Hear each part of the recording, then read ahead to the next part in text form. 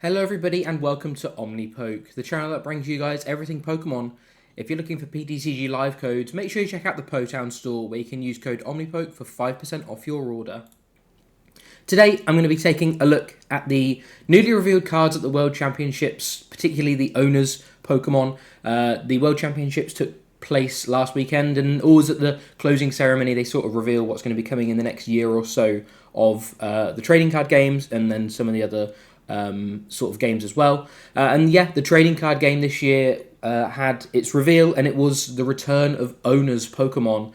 So Owner's Pokemon is something that we've seen in the past, and we actually kind of expected this. We knew Owner's Pokemon were coming back just from some leaks in Japan about set names and product names and stuff like that, but we didn't necessarily know in what capacity. Turns out they sort of revealed 4 English cards, this weekend, and it looks to be a bit more, I guess, I thought it was going to be quite a small thing, but it looks to be like a proper mechanic that they're really leaning into. And there's going to be like a lot of support for them, I expect. So yeah, that's really cool. Owner's Pokemon, like I say, are quite an old mechanic, so it's going to be really cool to see them sort of brought back and revived in a new age. So that's going to be cool. I think by far the most impressive one was Zoroark GX. I can't imagine what the reaction in the hall would have been like when this was revealed.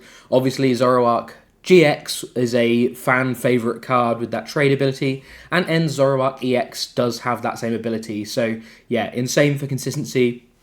Zoroark GX was arguably one of the best cards of all time. It meta-defined the game for pretty much a year and a half. It led to a lot of different innovative ways of building. It then kind of led to a lot of very similar ways of building, but the first Zoroark GX decks were very innovative and unlike any that we'd seen before. So yeah, really excited to have this one back. Its attack is slightly different. The old Zoroark attacked for a 2 colourless energy, so it was very splashable. This one attacks for 2 dark energy, and I think that is probably a good thing because I think some people believed that the old Zoroark was a bit too oppressive and meta warping because it could basically be paired with everything. This one, I expect, will not be the case, just because of that double dark requirement. But that's okay. I still think this card is going to be fantastic. Like I say, Trade is an unbelievably good ability. And I think this card will be good in some capacity no matter what. Whether it turns into an attacker will very much depend on the other Pokemon or other Ends Pokemon that we see. You can see that Night Joker there chooses one of your benched Ends Pokemon's attacks and uses it as this attack. And the only other Ends Pokemon we have right now is Ends Reshiram with the powerful Rage and the Virtuous Flame attacks. Both of those aren't particularly good on Reshiram, but are not too bad to be copied by Zoroark for 2 energy. Powerful Rage doing 20 more damage for each damage counter on Zoroark, or 20 damage for each damage counter on Zoroark. Obviously, with that 280 HP, it's not going to be the easiest to knock out in one hit for some decks, so that's going to mean Powerful Rage could be doing a huge amount of damage.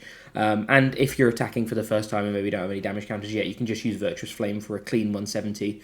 So I think both of these attacks are fairly fine to copy for Zoroark.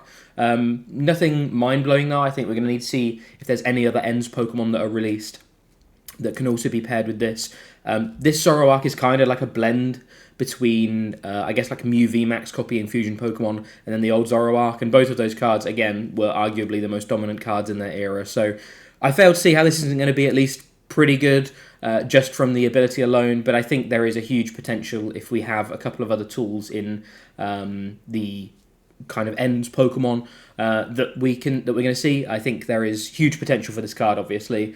So yeah, that's really cool. I'm quite excited. I think we're going to see these cards probably in February, so we've still got 6 months or so before we're going to see them, but we're going to start getting leaks out of Japan, and this is likely also going to be what forms part of our rotation ready for our EUIC next year as well. So going to be a huge tournament, going to be a huge shake-up, and that's really exciting, I think.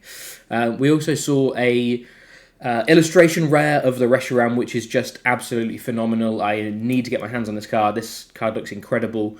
We already have an illustration rare of N with Zekrom and N with Zekrom and Reshiram, so it's really nice to get one with N with just Reshiram as well, and I think that's going to be a really nice like feature piece in like a binder or something. Admittedly, the Zekrom has a yellow border, which nowadays I think looks really ugly, but hey ho, it is what it is.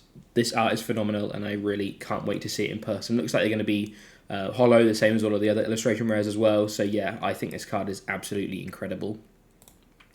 We then had Marnie's Grimmsnarl EX. This is a stage 2 with 320 HP with the Punk Up ability. When you play this Pokemon from your hand, to evolve one of your Pokemon during a turn, you may search your deck for up to 5 basic Dark Energy and attach them to your Marnie's Pokemon in any way you like. So, you don't need to worry too much about early attachments with this deck, which is going to be quite cool because Shadow Bullet requires 2 Dark Energy, which we don't really have. We have things like Dark Patch and stuff, but again, theoretically, they will rotate when these cards come in. So having some inbuilt acceleration is actually really good, and it could even set up other Marnie's Pokemon. Again, we've only seen one Pokemon so far that this can affect, but there will undoubtedly be more in the trailer that they played, which is definitely worth going and having a watch of. Marnie was also with Morpeko, and we know we're getting a Marnie's Morpeko from Japanese product leaks. So, there's a Morpeko that could potentially benefit from this ability as well, if not other Grimmsnarls, and could mean that you could actually play a Stage 2 deck similar to Charizard, where you have a very low energy count and therefore can play a lot of have a lot of space for trainers and other Pokemon and stuff like that. I think that's one of the biggest benefits of Charizard is the fact it tutors out energy. It means that you can play 6, sometimes even 5 fire energy in your deck.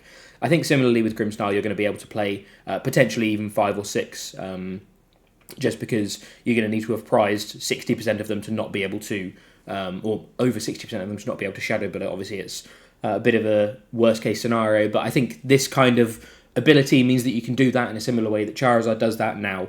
There's a whole different debate as to whether this is actually better than Charizard, given it's a Stage 2 Dark type that caps at 180 rather than 330, but that's a different conversation.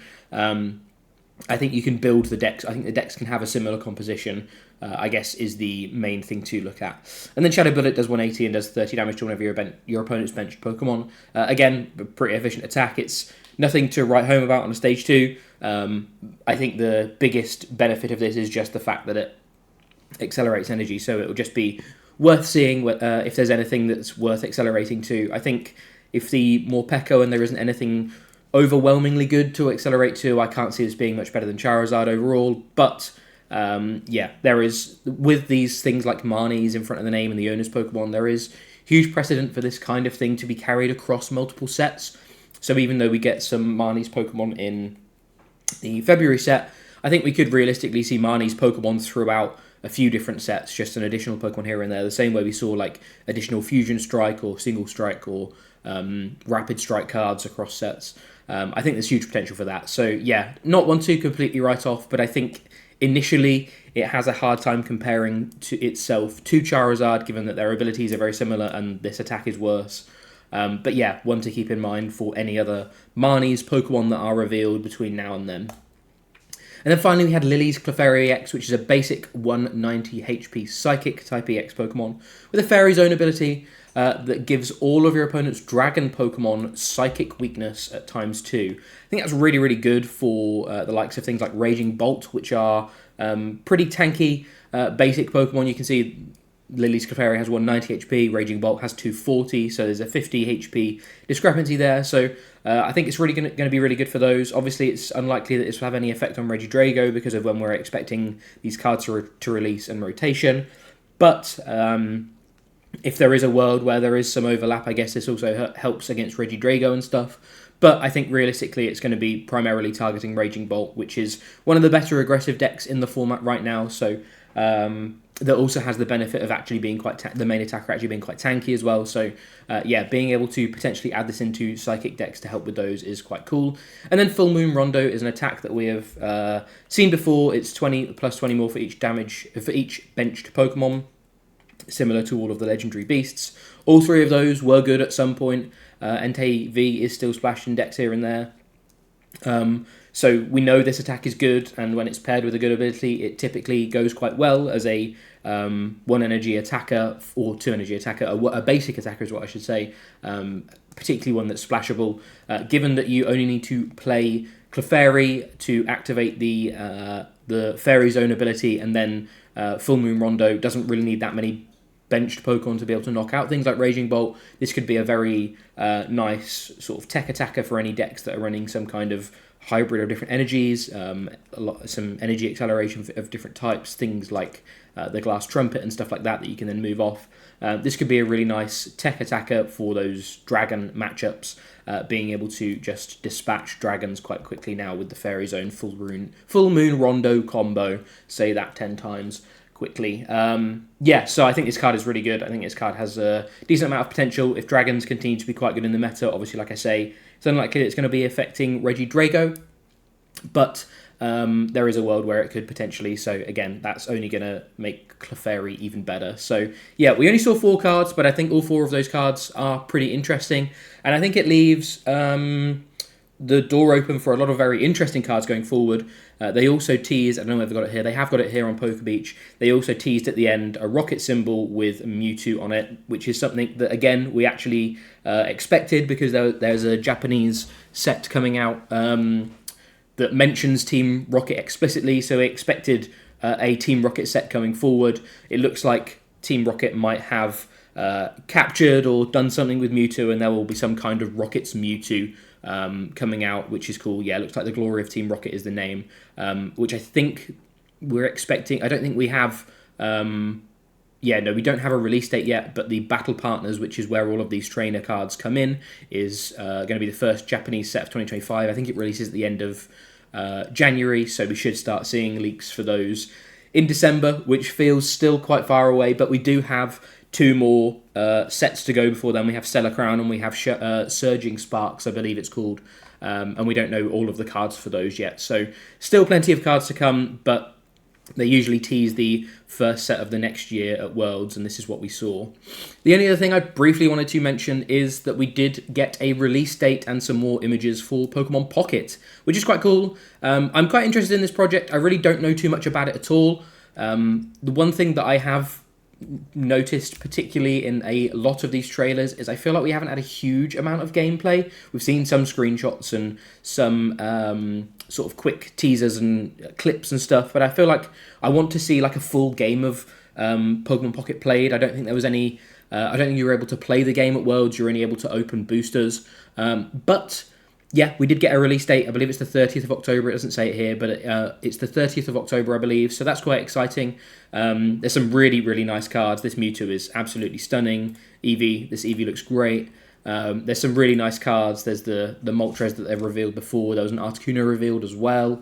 And there's I think they revealed that there was a total of 286 cards going to be in the set. So a lot to collect in the mobile app, and given that they've given the set a name, I'm expecting multiple sets to come out and stuff like that.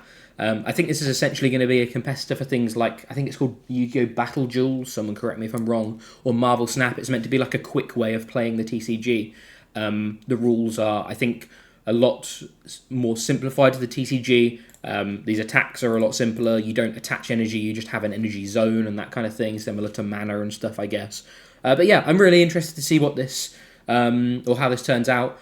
And yeah, we have a release date. It's about 2 months away, so I'm sure we're going to be seeing more and more over the next couple of months revealed ahead of that release date and the game coming out, which is going to be really exciting. The biggest question for you down below, let us know, would you be interested in any Pokemon Pocket content? I'm not sure how we would do it, but if the sort of appetite is there, I'm sure it's something that me and Joe would love to get involved with. I'm really excited to give the game a go. So yeah, if you're interested in Pokemon TCG Pocket content, let us know down below. And other than that, thank you very much for watching. I've been Jeff from OmniPoke, and we will catch you in a video soon. Cheers, everyone.